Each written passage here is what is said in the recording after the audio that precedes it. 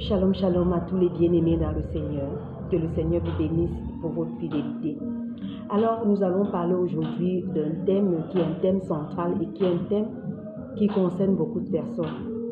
C'est le thème sur la fatigue, c'est le thème sur la lassitude, c'est le thème sur le désespoir, c'est le thème sur le découragement, sur la fatigue, sur les lamentations. Amen. Oui, vous savez, beaucoup de personnes se retrouvent toujours dans des situations assez difficiles où ils se lamentent, où ils pleurent sur les conditions, où ils n'en peuvent plus de leur vie. Ils se posent la question, est-ce que le Seigneur Jésus est encore là? Est-ce que Dieu est encore dans ce monde? Est-ce que Dieu les a oubliés? Est-ce que c'est les pleurs par-ci, ce sont les pleurs par-là, ce sont les plaintes par-ci? Bien-aimé, je vais dire à quelqu'un de cesser de te plaindre. De cesser de pleurer devant les gens, auprès des gens, auprès de ta famille, auprès des amis, auprès de ceux qui te dépassent, je peux dire financièrement. Cesse de te plaindre. Ah oui, il faut cesser de te plaindre. Depuis que tu te plains, qu'est-ce qui a changé? Au contraire, tu te sens ridicule. Tu es même plutôt ridicule aux yeux des personnes. Est-ce qu'un seul moment, tu t'es tourné vers quelqu'un qui pouvait avoir la solution et en retour ne te demande rien, ni d'argent, ni quoi que ce soit? Tout ce qu'il veut, c'est ton cœur. Tout ce qu'il veut, c'est toi.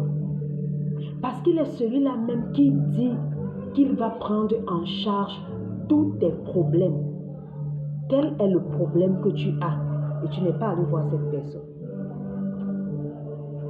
Tu n'as pas d'enfant, tu n'es pas marié, tu as déjà plus de 40, 45 ans, 50 ans. Tu n'as pas de travail avec tous les diplômes que tu as, si tu en as. Tu n'as pas investi, tu n'as pas réussi ta vie, parce que pour les hommes, réussir leur vie, c'est voiture, femme, enfant, maison, boutique, tout ça, tout ce qui est brimé devant les hommes. Parce que tu n'as pas ça, tu te sens malheureux. Parce que tu n'es pas comme tes amis avec qui tu as fréquenté, tu te sens malheureux. Parce que tu as une maladie depuis des années. C'est quelle maladie? C'est le VIH-Sida, c'est l'hépatite, c'est le cancer, c'est l'Alzheimer, c'est la maladie de Parkinson. Il y a quoi? Pourquoi tu pleures? Est-ce que tu as pensé à un seul instant qu'il y a quelqu'un qui est au-dessus de tout ça? Est-ce qu'un seul instant, je dis bien un seul moment, tu t'es focalisé vers une personne qui dit qu'il a une solution pour toi? Je suis sûre que tu n'as pas pensé. Ou si tu as pensé, tu n'as pas bien pensé. Parce que tu ne sais même pas qui le dit. Laissez-moi regarder ma Bible. Jamais ça, ma Bible. Ah oui. Louis Ségon. C'est cette version que j'ai aujourd'hui. Nous allons aller dans Matthieu 11, le verset 28 à 30. Et on va lire. Ensemble, nous allons découvrir ce qui s'y cache. Alléluia, Jésus est bon. Alors, Matthieu 11, verset 28 dit: Venez à moi, vous tous qui êtes fatigués et chargés, et je vous donnerai du repos. Venez à moi, vous tous qui êtes fatigués et chargés. Vous tous qui êtes fatigués et chargés. Il n'a pas précisé quel type. Vous tous, quelle que soit ta fatigue, quelle que soit ta charge, viens. D'accord? 29. Prenez mon joug sur vous et recevez mes instructions, car je suis doux et humble de cœur, et vous trouverez du repos dans vos âmes. Je vois qu'il y a un changement de situation, un changement de fardeau. C'est déjà une bonne chose, avec pour mention suivre mes instructions.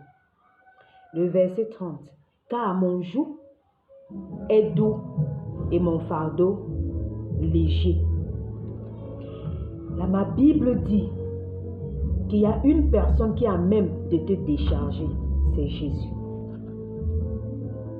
Matthieu 11, verset 28 à 30 que je t'invite à lire, à relire encore plusieurs fois. Dieu dit dans sa parole que quel que soit ton fardeau, quels que soient tes problèmes, je suis disponible à faire un changement. Tu portes les miens, je porte les tiens. La différence avec toi et moi, c'est que les miens sont doux et légers. Par contre, ta part pèse. Et c'est lourd. C'est cette situation qui t'amène à vieillir avant ton temps, à avoir les rides,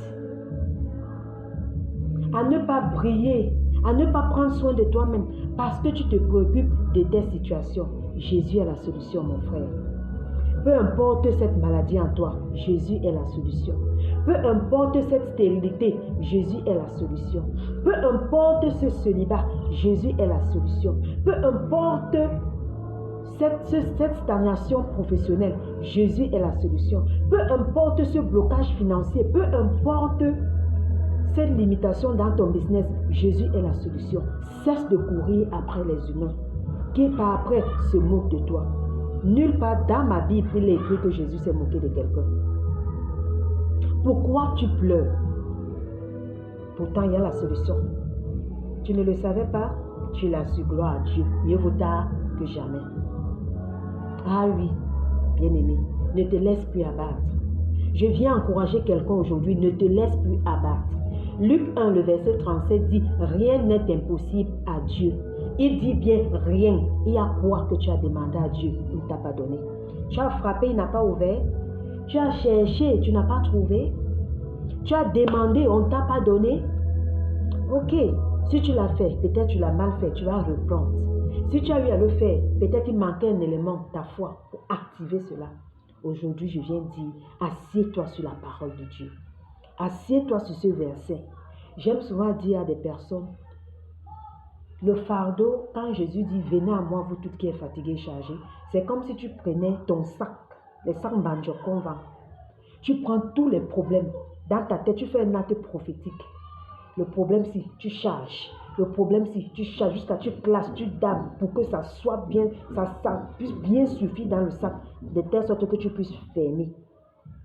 Une fois que tu auras fait tout ça, un acte de foi, tu portes, tu déposes, que Père, je te dépose ça. Tu as dit de venir, non? Je suis venu avec. Prends les fardeaux. Je n'en peux plus. Ça, c'est une expression, je n'en peux plus. Oui, Jésus a dit, viens avec ça. Comme tu n'en peux plus, lui va pouvoir pour toi. Si tu n'en peux plus pour toi, Jésus peut pour toi. Alors, si Jésus peut, toi aussi tu peux. Ma soeur, ne pleure plus. Jésus t'aime. D'un amour inconditionnel. D'un amour infini et éternel. Tout ce qu'il veut, c'est ton cœur. Tout ce qu'il veut, c'est ton cœur. Le livre de Jean 1, le verset 12 nous dit, il faut naître de Dieu. Et pour naître de Dieu, cela n'a aucun rapport avec le fait qu'on t'ait mis au monde dans un hôpital, que ce soit par les pactes de sang, que ce soit par des alliances, quoi que ce soit. C'est la confession de Jésus, comme c'est écrit dans Romains 10, le verset 9 à 10, que vous allez voir dans la description. Tu vas lire ces versets. Tu vas même lire Jean 3, les 5 premiers versets, et tu vas comprendre. Comme Nicodème avait demandé à Jésus que on fait comment pour naître de toi? Est-ce que je dois encore aller dans le ventre de ma mère? Non, c'est un acte spirituel. C'est une naissance spirituelle. C'est une confession authentique de ce que tu invites Jésus à venir agir dans ton cœur. Et parce que tu l'invites à venir agir dans ton cœur, c'est comme ça qu'il va s'occuper de ta vie et tu verras ta vie glorieuse. Cela ne veut pas dire qu'il n'y aura plus de tribulations, il n'y aura pas les persécutions. C'est vous mentir. Si on l'a persécuté, who are you? Qui es-tu pour qu'on ne te persécute pas? Il a dit, vous connaîtrez les tribulations. Vous serez persécutés.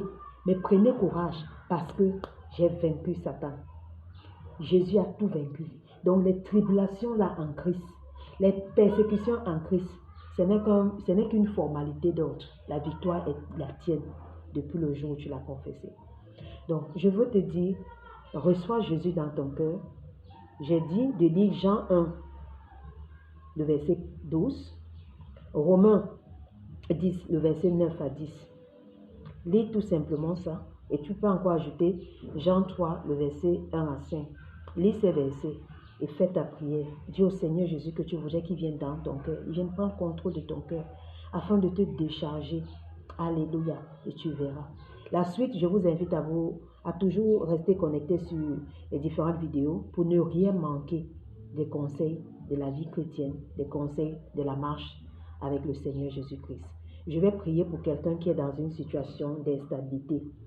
Père, je prie afin que ta paix localise quiconque qui n'a pas la paix, que ta paix l'anime, que ta paix l'envahisse, que ta paix le sature au nom puissant de Jésus.